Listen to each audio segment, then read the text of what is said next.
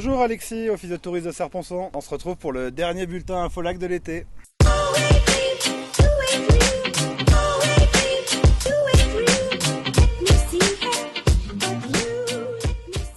On se retrouve là, fin du mois d'août, côté du lac de Serponçon. Petit à petit, les activités ferment, bien que là, on peut encore naviguer, on peut encore louer des bateaux, louer des paddles, on peut encore se baigner largement, aller à la pêche. Donc c'est le rythme du mois de septembre qui prend sa place, donc un peu plus lent pour les activités nautiques, mais à contrario du vignoble, si je ne m'abuse, là on rentre dans le dur. Oui, quoique la période est toujours chargée en général à partir du mois de mai jusqu'aux vendanges qui vont avoir lieu fin septembre, en tout cas pour les premiers coups de sécateur. Et c'est vrai que le mois de septembre est important parce qu'en fait on est beaucoup aussi à la vigne à surveiller, à faire déjà des premiers prélèvements de maturité. Et puis on est beaucoup en cuverie à préparer les cuves, les pompes, tout le matériel, le pressoir.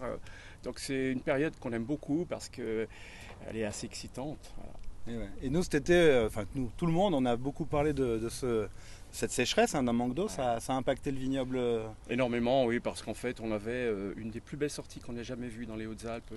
Chez tous mes confrères, d'ailleurs c'est la même chose. On avait vraiment des belles sorties de raisins et à partir de la fin du mois de juin, il y a eu vraiment cet épisode caniculaire et puis de sécheresse. Les vignes ont souffert et du coup les jeunes plants, on est dans une jeune vigne ici qui est dans sa 4e année, ont vraiment beaucoup souffert et donc ça s'impacte sur les raisins qui vont être tout petits. Mais bon, on attend encore quelques pluies pour les faire un petit peu gonfler, pour qu'ils arrivent à maturité, parce que le manque de jus fait qu'en fait, l'évolution du degré ne se fait pas.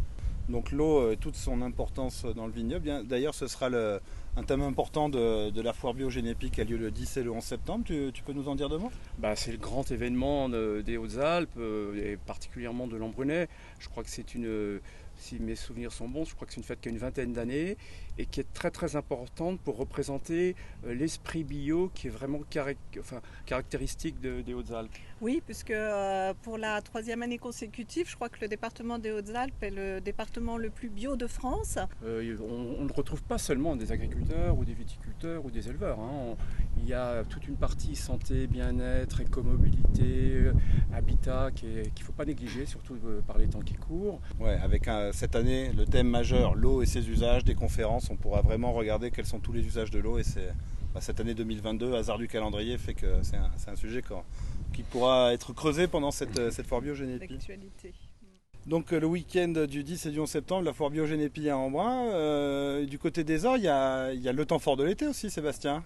Écoute, un des temps forts de l'été, on a la chance de pouvoir accueillir les championnats de France de descente. Sur une toute nouvelle piste inédite dans son intégralité qui va faire ses premiers tours de roue sur cette manifestation sportive. Donc c'est un grand honneur pour nous d'accueillir cette compétition et puis surtout c'est peut-être un pied à l'étrier pour voir un peu plus gros. Je rappelle qu'on candidate pour une Coupe du Monde. Et aujourd'hui les Ors, donc la station elle est encore ouverte jusqu'à quand, pour faire quel type d'activité Alors la station est ouverte en continu jusqu'au week-end du 3 septembre, donc on peut faire toutes les activités, tout est ouvert, les commerces sont ouverts, il y a de la randonnée, il y a bien entendu du VTT. On a un des plus beaux bike parks de France, la piscine, la luge d'été, la patinoire, enfin toutes les activités sont ouvertes jusqu'au 3 septembre. Et puis on va être ouvert comme ça jusqu'au 18 septembre. Donc on a le petit week-end des championnats de France le 10 et le 11. Et ensuite on aura le closing, le fameux closing depuis plusieurs années, qui est un week-end vraiment festif où tous les riders se retrouvent et c'est vraiment l'occasion de faire une bonne fête. Oui, donc en fait il va y avoir comme un clivage entre Embrun et les Ors, parce que les Ors, le closing festif, et Embrun, au même moment, on a le départ du Grand Trail de Serponçon. Oui. Ils vont un peu moins rigoler, les concurrents. Alors eux, ça sera un peu moins festif. Enfin bon, après, moins festif, je ne sais pas si on peut dire ça, parce que c'est quand même une sacrée aventure. Et alors certes physique, c'est juste énorme. Je rappelle quand même rapidement le tour. L'idée c'est de faire le tour du lac de Serponçon par les sommets, avec 2 sommets mythiques qui sont le Morgon en début de circuit, puis on termine par le Mont Guillaume. C'est juste 160 km et puis 10 000 mètres de dénivelé positif, une bagatelle, mais l'occasion de faire une belle fête. Alors pendant, après, avant, je sais pas, mais en tout cas je pense que ça sera un vrai bonheur pour les finishers, quoi. Tu évoquais le Morgon, le Mont Guillaume, les 2 sommets emblématiques de l'Embrunais pour le Grand Trail de Serponçon, mais Si je veux y aller à titre individuel, c'est possible aujourd'hui. Je peux faire la rando, vélo, il y a tout ça. Ah ouais, carrément. Carrément, puis j'ai même envie de dire, ça va être une période qui est juste magique.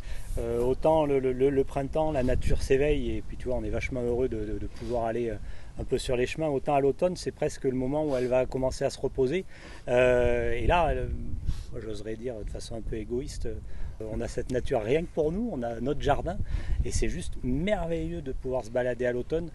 Les couleurs sont folles, la lumière elle est dingue et effectivement donc Morgon ça fait partie et le Mont Guillaume font partie des 2 sommets emblématiques, mais je rappelle qu'on a juste 2 portes d'entrée dans le parc national des Écrins qui sont au Gournier et à Châteauroux. C'est quand même juste des endroits merveilleux. Et sans oublier cette belle vallée de Crévoux et de son tunnel du Parpaillon. Tu parlais de vélo, alors ça c'est une très très belle balade en vélo à assistance électrique ou en vélo traditionnel pour les plus sportifs. Et puis le parcours des Fées qui est juste mémorable et qui est ouvert encore une grande partie de l'automne. Donc c'est vraiment une très très belle période pour découvrir la nature qui va être merveilleuse et apaisée. Bon, et pour ceux qui ont le temps, entre ces sportifs, parce que le sport c'est vrai que c'est important, mais on a Johan qui est avec nous et c'est pareil, c'est un des temps forts de l'année pour les guides conférenciers ce week-end du 17 septembre. Oui, ce qui ne veut pas dire que les guides conférenciers ne sont pas sportifs. Mais nous on pense aux accompagnants de ces gens qui font ces grandes épreuves. Là, il faut bien les occuper quand ils ne sont pas occupés sur les bords des routes, à les encourager. Effectivement, 17-18 septembre, les journées européennes du patrimoine. On les attend avec impatience ces journées parce que c'est l'occasion de faire découvrir au grand public des pépites qu'on n'a pas l'habitude de voir d'autres jours, le reste de l'année. C'est des portes qui s'ouvrent, des thématiques nouvelles. Tu as quelques exemples de ce qu'on pourrait voir là ce week-end-là qu'en temps normal auquel on ne peut pas accéder? Chose assez incroyable cette année, à l'occasion de la restauration de la façade de la cathédrale, on va organiser un atelier de taille de pierre avec les maçons du chantier de la façade de la cathédrale. Donc c'est une entreprise qui s'appelle les Compagnons de Castellane, qui sont spécialisés dans la restauration de monuments historiques et qui toute la journée le samedi du 17 septembre va nous accueillir, nous expliquer leur travail et nous faire participer à de la taille de pierre. Ah, c'est génial ça. Et petits et grands. Ouais. Et du coup, donc avec tes collègues du service patrimoine, vous proposez quel type d'activité au cours de ce mois de septembre? On a encore beaucoup de visites qui sont toutes bio ou naturelles, en tout cas elles ont fait maison. La visite de la cathédrale, évidemment, c'est le grand classique. Disons qu'au mois de septembre, on s'attache à faire découvrir nos incontournables. On a un petit peu moins de visiteurs, donc on a un peu plus de temps pour les accueillir et puis prendre du temps avec eux et leur faire découvrir le centre ancien d'Embrun. La commune de Chorges aussi, d'une manière un peu originale, mais il faudra regarder nos programmes. On s'adresse à un public famille qui a envie de s'amuser sur une visite guidée. On leur fait découvrir 2 spécialités de Chorges, l'eau de la Roche des Écrins et la bière de Chorges qui est produite par la brasserie de Serponçon. Ah, mais tu fais une transition parfaite parce que cette bière de Chorges, on va la retrouver ce même week-end à la fête de la bière de Châteauroux-les-Alpes. Qui est-ce qui nous en dit un petit mot de cette fête de la bière de Châteauroux? On se tourne vers le spécialiste de la boisson. Je voudrais pas devenir le spécialiste de l'alcool.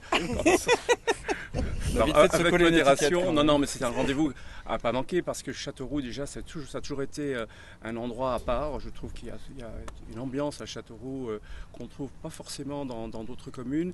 Et ils savent faire la fête. Je pense que du coup, ce sera un événement. Et je crois qu'aussi, il y aura un certain nombre de brasseries locales. Il y en a beaucoup maintenant. Et sur l'Embrunais, déjà, je crois qu'il y en a 4 ou 5, si mes souvenirs sont bons, qui seront présentes.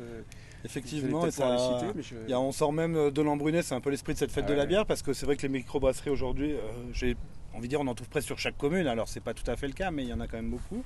Et donc du coup, ça permet de déguster pas mal de différentes bières, et puis comme tu le dis, c'est une histoire d'une ambiance.